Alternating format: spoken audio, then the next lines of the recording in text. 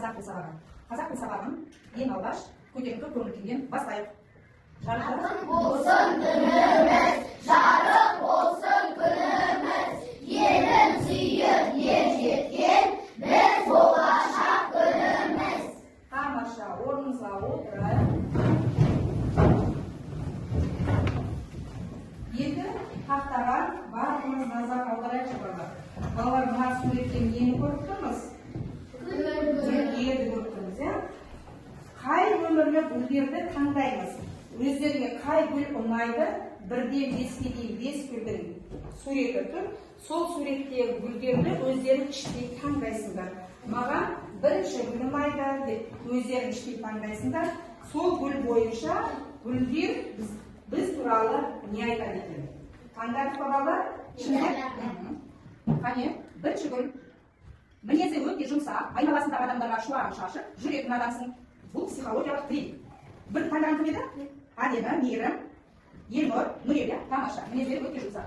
Келесі, екінші гүл не дейді екен? Өте батыл, қандай қиындықтар болса да, жеңбей қоймайтын бір беттей адам. Екінші гүл таңдады? Раяна, Аймира, Медина, Рустам. Өте керемет, тамаша. Үшінші гүл. Өз-өзіне сенімді, энергияға толы, белсенді, жұмыс істегенді жақсы көретін адам. Үшінші. Әли, Қали, сосын екі бала таңдады, өз-өзіне сенімді. Тамаша. Төртінші гүл. Раушан кімге дейді екен? Жаңа нәрсені үйренуге, білуге құштар адам екен. Оны таңдаған Әли, Нұрмұхамед, Санжар, Әли, таңдап, Бибінұр. Өте керемет. Келесі, соңғы гүліміз. Өте сабырлы, қандай жағдай болса да, байыппен ойланып сөйлейтін сабырлы адам дейді. Арай таңдады. Бұл, иә, бір арайға таңдады. Өте жақсы. Ішімізде барлығымыз гүл біз туралы айтқанды, яғни біздің өзіміздің мінез құлқымызды білуге болады екен, иә? Тамаша. Қандай екенімізді біліп алды. Енді сабағымызды жалғастырайық. Осындай қасиетке ие балалар сабақты да жақсы оқитынына сенімдімін. Сабағымызды өткенге шолудан бастайық балалар. Балалар, біз қай бөлімді өтіп жатырмыз қазір? Қай бөлімді? Айта ғой. Сын есім. Балалар, қай бөлімді отырып тақырып емес, асықпаймыз. Әли, қай бөлімді өтіп жатырмыз? Аймира? Су тіршілік көзі. Тамаша, су тіршілік көзі. Өте жақсы. Яғни, балалар, біз есімізге түсіретін болса, дұрыс айтасыңдар балалар. Су тіршілік көзі. Олай болса балалар, сұрақтар сарқырамасы бойынша берген сұрақтарға жауап берейік балалар. Бірінші сұрақ. Өткен сабақтың тақырыбын ата дейді. Өткен сабақтың тақырыбын атаймыз. Рустам. Сын есім. Сын есім. Өте жақсы. Отыра ғой. Сын есім. Екінші сұрақ. Қандай сөз таптарымен таныстыңдар? Қандай сөз таптарымен таныстыңдар, Әли? Сат есім, етістік, сын есім. Тамаша. Білім тамшысы бойынша өздеріңіздің алған білімдеріңізді бағалап отырайық балалар, бірі баланшылар. Сын есімнің ерекшесін ата. Санжар айта ғой. Заттың сынын, түрін, түсін, сапасын, көлемін, дәмін, білдіретін сөздерді сын есім дейміз. Сын есімдегі қандай, қай деген сұрақтар қойылады. Мысалы, бұлақ қандай? Бұлақ таза. Тамаша, отырады. Өте керемет. Өзіне бір бал қоя ғой. Келесі. Сын есім құрамына қарай нешеге бөлінеді балалар? Сын есім құрамына қарай. Бибінұр? Тамаша.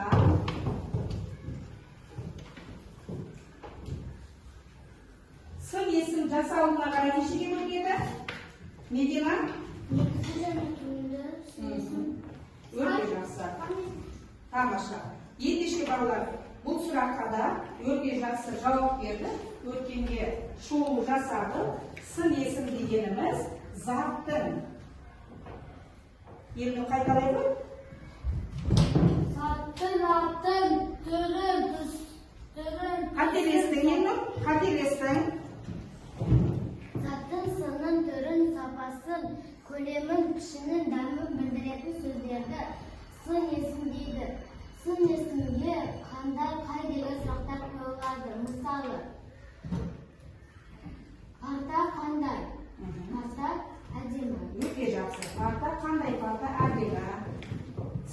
негізгі сын есім дегеніміз не? Раяна айта қойшы, негізгі сын есім. Түбі сөзден болған сын есімді негізгі сын есім дейміз. Мысалы, қалың, әдемі, жаңа, көк. Түбі сөзге жына жалғануы арқылы жасалған сын есімді туынды сын есім дейміз. Мысалы, әдепті, атақты, сүтті. Өте тамаша, өте керемет. Жарайсыздар балалар.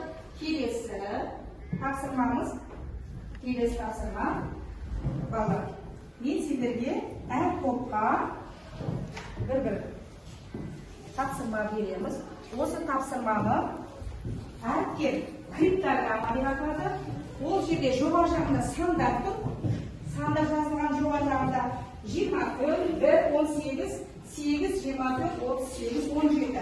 Осы сандар арқылы бүгінгі жаңа сабақты ашыңдар дейді криптограммада. Тездетеміз. Бірінші топ дайын дейді. Сан есім дейді. Өте керемет. Жарайсың, бірінші топқа қойып. Міне бүгінгі жаңа сабағымыздың тақырыбы сан есім екен, балалар.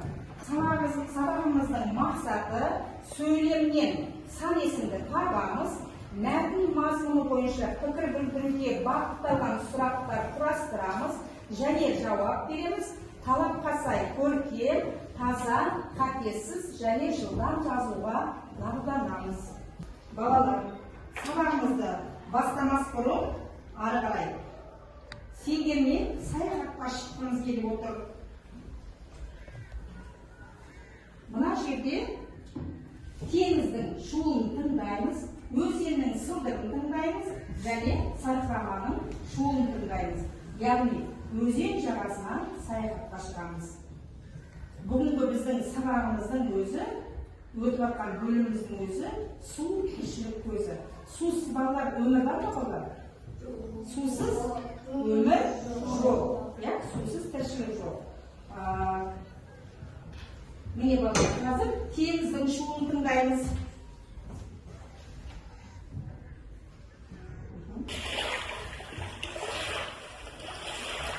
Бұл теңіздің шуылы.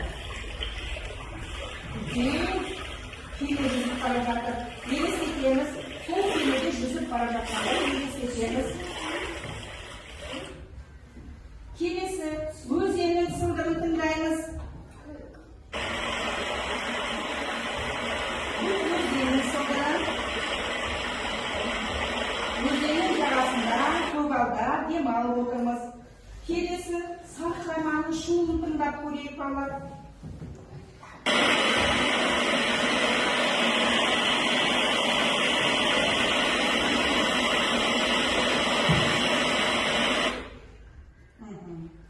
Судың дыбысы ұнады ма сендерге балалар? Ұнады ма? Ұнады, иә? Жер шарында 6 құрлық, 4 мұхит бар. Жалпы жер шарының 71%-ын су алып жатыр екен. Оның ішінде тек 3% ғана тұщы су екен. Суды не істеуіміз керек? Нұрмұхамед? Суды ластамауымыз керек. Суды үнемдеу керек. Дұрыс айтасыңдар, суды үнемдеп жұмсауымыз қажет екен. Санжар? Суды адамға кетпейді. Жақсы, тамаша отыра ойын балалар. Өте жақсы. Ендеше алдымызда барлық оқушылар әр топта алдыларында қағаз жатыр. Сол суреттер бойынша мына жерде суреттерге қараңдар, балалар, экранға қараңдар. Не көріп тұрмыз мына балаларда суреттер? Ненің суреттерін көріп тұрмыз? Теңіздің, жалпы. Және лас судың. Лас суды. Қазірші қандай? Су барды ішінің бәрі не істелген суреттен жүр? Айтыңызшы, өзіміздің ойымыз айтыңызшы, не дейді? Ластардан суды көріп тұрмыз. Қоқыстанған суды көріп тұрмыз. Судың астында қандай жануарды көріп отырмыз? Не көріп тұрмыз? Су тасбақасын көріп тұрмыз, яғни су тасбақасы, су тасбақасы қандай күйде балалар? Қандай күйде екен? Ол жаман күйде.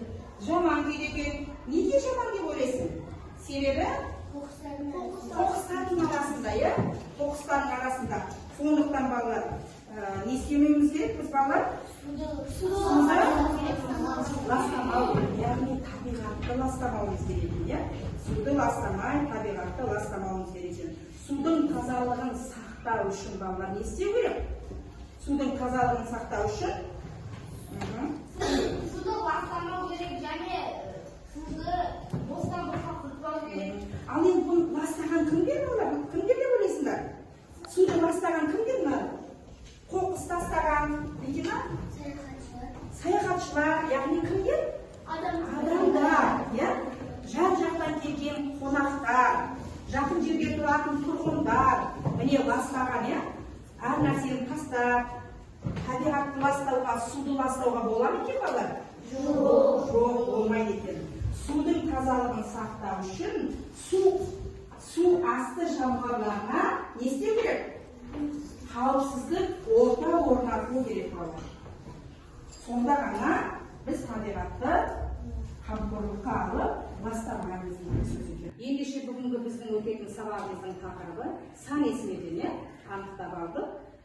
Сан есім дегеніміз не балалар? Өзі айтып тұрғандай, біз 2-ші сыныпта да өткенбіз ол сан есімді. Санжар. Заттың санын ретін білдіретін сөздерді сан есім дейміз. Сан есімдерге қанша, нешінші деген сұрақтар қойылады. Мысалы, 9-шы, 7-ші, 6-шы. 10, 5, 100 деген сөздері сан есімге жататын. Өте тамаша. Бірінші жаттығуға қараймыз балалар. 109-шы сабақтағы бірінші тақырып түйе мен түлкі деп аталады. Ертегіні оқы. Мен ертегіні мәнерлеп оқып беремін. Мұқият кітабымызға қараймыз. Түлкі тоғайда түйені көреді. Денесі ойқыш-ойқы. Ол сол бекен, осыдан бірдеңе түсіп қалар деп, алыстан аңдып жүреді. Бір күні түйе өзеннің арғы жағына өтеді. Оны бақылап тұрған түлкі, "Уа түйе, су терең бе екен?" деп сұрайды. "Терең емес, тізеден ғана келеді" дейді түйе. "Тізеден ғана болса, таяз екен" деп түлкі түйе жаққа өтпек болады.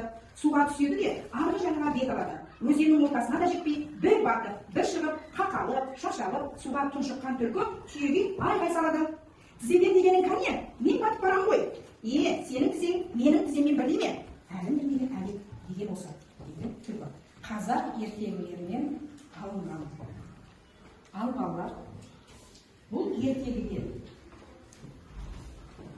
оқыдық. Не туралы айтып тұр? Ертегі кейіпкерлерін атайықшы. Неден? Түйе мен түлкі туралы айтып тұр. Мәнерлеп дауыстап оқимыз. Нөл баста. Тізбектей оқимыз. Түйе мен түлкі. Түлкі тоғайда түйені көреді. Денесі ойқы-шойқы, олпы-солпы екен. Осыдан бірдеңе түсіп қалар деп алыстан аңдып жүреді. Бір күні түйе өзеннің арғы жағына өтеді. Оны бақылап тұрған түлкі. "Уа түйе, су терең бе екен?" деп сұрады. "Терең емес, тізеден ғана келеді" дейді түйе. Медина? "Тізеден ғана болса таяз екен" деп түлкі түйе жаққа өтпек болады. Суға түседі де арғы жағаға бет алады.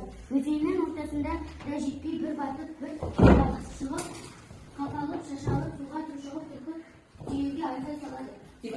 "Тізеден дегенің кәне, мен батып барам ғой. Сенің тізең, менің тізем бірдей ме? Әлін білмеген әлек деген осы" дейді түйе. Тамаша. Ал енді балалар, әлін білмеген әлек деген сөзді қалай түсінесіңдер балалар? Қалай түсінеміз әлін білмеген әлек дегенді? Мейірім атады? Мысалы, ол түйе үлкен, ал түлкі кішкентай. Ол өздерінің тізелерін салыстырмай, түлкі суға кіріп кетті. Жақсы, өте жақсы. Түйе түлкіге неге олай деп айтты? Түйе түлкіге неге олай деп айтты деп ойлайсыңдар? Кім жауап береді? Аймира? Өйткені оның бойы үлкен ұзын болғанымен, оның тізесіне су келеді. Жақсы. Тапсырмамыз топтық жұмыс. Бұл сен маған, мен саған әдісі арқылы жүргізіледі. Мына жерде бұл тапсырмада әр топ қарсылас топқа сұрақ құрастыру керек. Ал сұрақты қай топқа қоятынын қарақалпақ арқылы анықтап алайық балалар. Бірінші топ қай топқа сұрақ әзірлейді екен? Тыңдаймыз. Екінші топқа сұрақ әзірлейміз. Бірінші топ. Екінші топ. Үшінші топқа сұрақ әзірлейсіңдер. Үшінші топ. Бірінші топқа сұрақ әзірлейміз. Тапсырма түсінікті ме балалар? Ал, дайындалайық. Сұрақ құрастырамыз. Қазіргі өтіп жатқан түлкі және түйе ертегісі арқылы сұрағымыз нақты, түсінікті болу керек балалар. Мәтін мазмұнына байланысты. Бірінші топ дайын ба? Дайын, тезіркеміз балалар. Ал, Нұрел? Түйенің денесі қандай? Кім жауап береді? Мейірім? Түйенің денесі үлкен. Үлкен. Тағы сұрақ бар ма? Қали? Әлі білмеген әлек деген не? Әлі білмеген әлек деген сөзді қалай түсінесің? Ал екінші топта? Медина? Түлкі өз шамасына қарамай суға батып кетті. Келесі топ, екінші топ, бірінші топ. Жақсы қатынасында екінші топ белсенді болайық. Мейірім айта қойшы. Түлкі түйеге қалай сұрақ алады? Түлкі түйеге не айтты? Түлкі түйеге не деп айтты дейді? Қай топ жауап береді? Әли? Түлкі түйеге не айтады? Менің үйімді бірдеңе әлі білмеген әлек деген осы дейді түйе. Отыра ғой. Әли? Түйе су терең бе дейді. Түйе суы терең бе дейді? Кім жауап берсін сұрақты, Әли? Екінші топ сұрақ дайындайық. Медина? Түлкі тоғайда күнді көреді. Түлкі тоғайда нені көреді? Түйені көреді. Дұрыс па? Жақсы. Тағы сұрағымыз бар ма? Мейірім? Түлкі түйеге не айтады? Түлкі түйеге не деп айтады? Әдемі? Су терең бе? Су терең бе? Екенін сұрайды. Дұрыс па? Жақсы. Ал үшінші топ сұрақ қоямыз. Арай, бірінші топқа. Түйені бақылап отырған кім? Түйені не бақылап отырды? Сұрақты дұрыс қояйық. Нұрел, жауап бере ғой. Түйені түлкі бақылап отырды. Түйені бақылап отырды. Неліктен бақылап отырды деп ойлайсыңдар? Неліктен бақылады? Түлкі қандай ақ өзі? Айта ғой. Түлкі түйеден бірдеңесі түсқалама деп бақылап жүрді. Тамаша. Бірдеңесі түсіп қалған екен, осы маған бір пайдасы жарар ма екен деген оймен түлкі түйені бақылап отырды, иә? Түлкі қандай ақ өзі балалар? Түлкі қандай ақ? Қу, айбакер, өте айбакер. Жақсы. Тағы да сұрағыңыз бар ма, Раяна? Түлкі өзеннің ортасына келгенде не болды? Түлкі өзеннің қақ ортасына келгенде не болды? Бекінұр? Өзеннің ортасына да жетпей бір батып, бір шығып қақалып, тазалып, суға күні шыққан. Өте жақсы. Тамаша балалар. Бұл әдіскеге, бұл тапсырмаға да өте жақсы жауап беретіндер, өте белсенді танытыңдар. Ендеше өз біздің сұраққа берген жауаптарға бір балл қойып отырамыз. Келесі тапсырма. Дәптерімізді ашамыз. Бүгінгі күнді жаза қойыңдар. Сәуірдің 11-і дәптерімізді ашамыз. Әдемі сауат деп көркем етіп жазамыз. Сәуірдің 11-і сынып жұмысы көркем, қатесіз, әдемі жазамыз.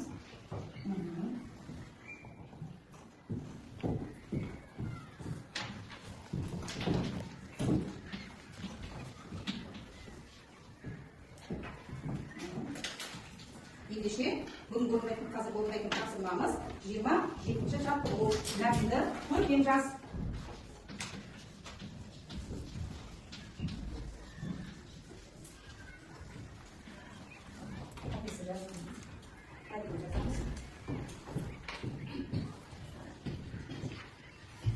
Бірінші сөйлемді нелік оқы қой?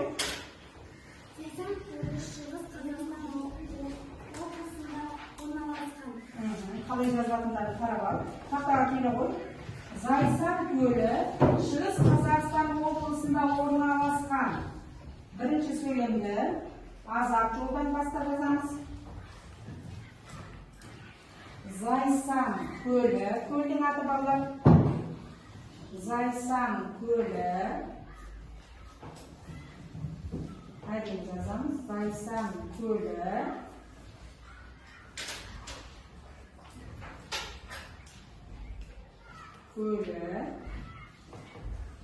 Шығыс Қазақстан. Жер суаттар қалай жазылады? Тамаша. Шығыс Қазақстан. Қазақстан.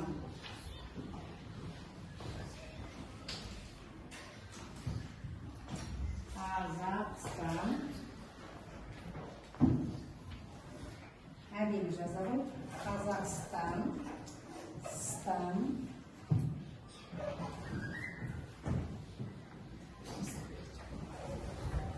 Облысында.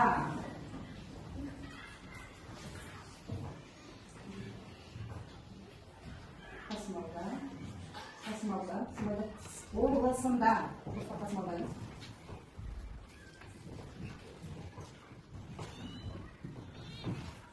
Облысында орналасқан.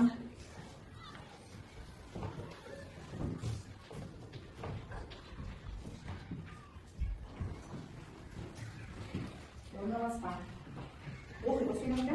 Зайсан көлі шығыс Қазақстан облысында орналасқан. Ал енді сөйлемде санесін бар ма? Санесін бар ма?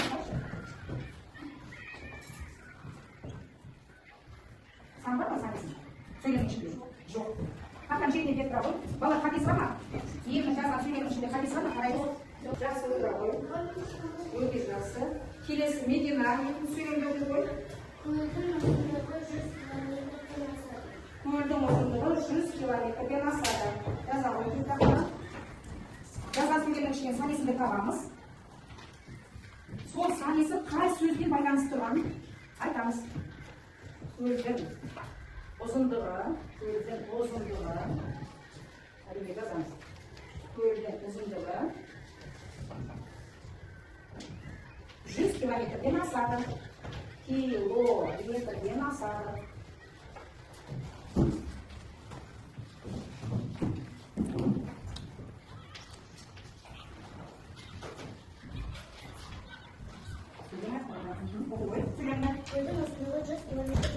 Ал енді бұл жерде санесі бар ма? Санесін қай сөзбен байланысты? 100 деген сөз. Қай сөзбен байланысты? 100? Қай сөзбен байланысты? Қай сөзбен байланысты? 100 деген сөз. Қай сөзбен байланысты? 100 километр. Дұрыс, 100 километрден байланысты, иә? Ендеше байланысты сызбасты. Отыра ғой. Тамаша. Келесі. Тереңдігі 8-9 метр. Тереңдігі 8-9 метр. Қапесіздерді жазамыз. Тереңдігі. Менің тереңдігім айтты бала? Қай көлдің тереңдігі? Зайсан көлдің тереңдігі. Тереңдігі. Әдемі жазамыз. 8-9 метр.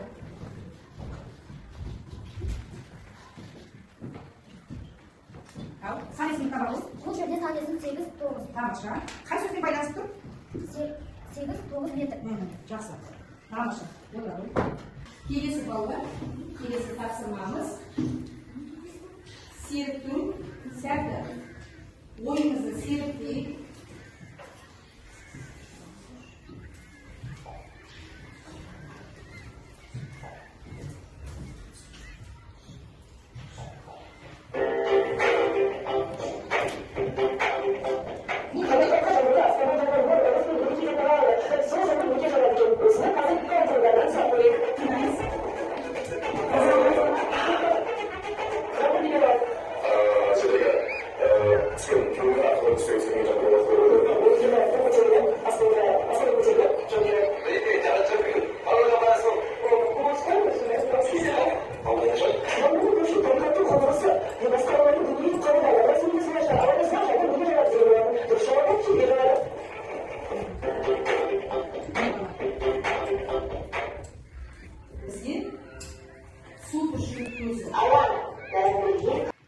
Балалар, осы бейнеролик арқылы қандай сезімде болдыңдар? Не түсіндік бейнеролик арқылы? Жаңбыр неге жауап берді?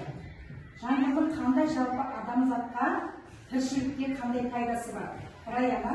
Тіршілік көзге өсімдіктерге пайдасы зор, себебі өсімдіктерді өсіреді, жаңбыр жауады, сосын өсімдіктер өседі де табиғатты ластанғанын келтіреді. Ластанғанын келтіреді, иә?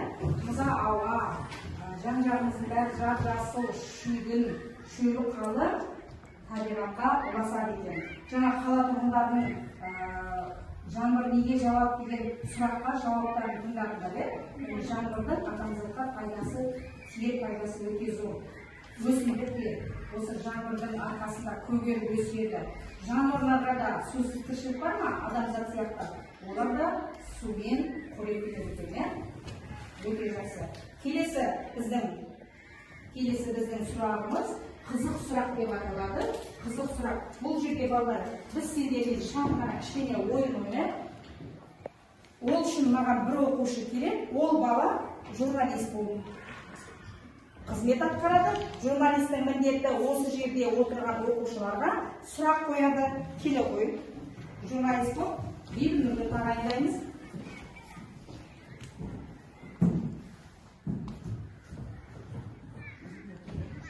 Қайырлы күн баршаңызға. Ендеше мына сұрақтарға жауап беріп көрейік. Құрметті оқушылар, бірінші сұрақ.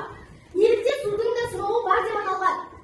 Бірінші сұраққа жауап беріп, неліктен судың да сұрауы бар деп аталған? Журналистің сұрағына жауап беріп көрейікші қане? Қали?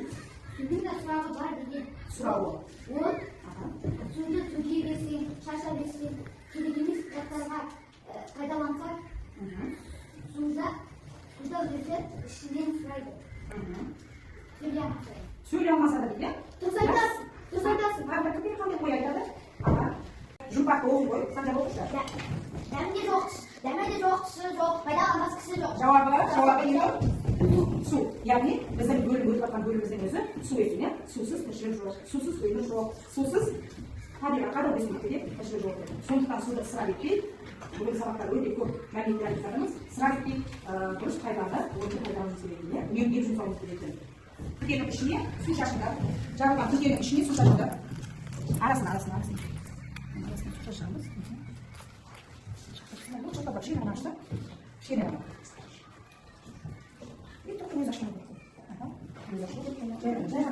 Көп қапшылықтап тастаңдар. Мединаның қашылдар, иә, күркесі. Күркесі ашылды.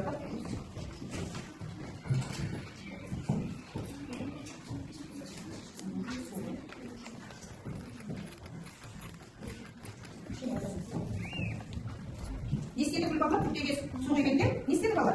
Міне, гүлдің күркесі жабық еді, су құйгенде не істеді? Гүлдің күркесі ашылды. Міне балалар, су тіршілік көзі деген осы екен балалар. Қандай ертемен таныстық балалар бұл сабақта? Қандай ертемен таныстық? Түйемен түлкі. Қане сағынғалашы түйемен түлкі?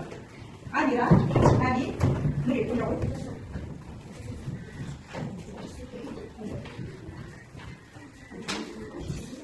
Нұрек бізде атты болады. Али, түйенің өлін сондайды. Амира, түлкінің өлін сондайды. Түлкі сондай қуан екен, кәні көрейіз. Түйе мен түлкі толғайдан түйені көреді. Денесі ойқы-шойқы, олпы-солпы екен. Одан бірнеше түсері келіп, оны ауыздан бақылайды. Бір күні түйе өзеннің арғы бетіне барды. Оны бақылап тұрған түлкі. Түйе су тереді екен. Бүгінгі сабағымыз осымен таным, кері байланыс берейік. Білім маржаны арқылы бүгінгі сабақта біз не өтті, не білді, не үйрендік. Сол бойынша берген сұрақтарға жауап берейік. Бірінші сұрақ, сабақтың тақырыбы қандай? Сабақтың тақырыбы сан есім. Тамаша. Ең жеңіл болған тапсырма, ең жеңіл ердің, айтпақы сен үшін 27 жаттығудың орнында ең жеңіл тапсырма дейді. Нұрел? Гүл суғару. Осымен бүгінгі сабағымыз аяқталды. Балалар, үйге тапсырманы жазып аламыз. 29-шы жаттығу қосымша су тіршілік көзі деген пікірдің дұрыстығын дәлелдейтін мәлімет.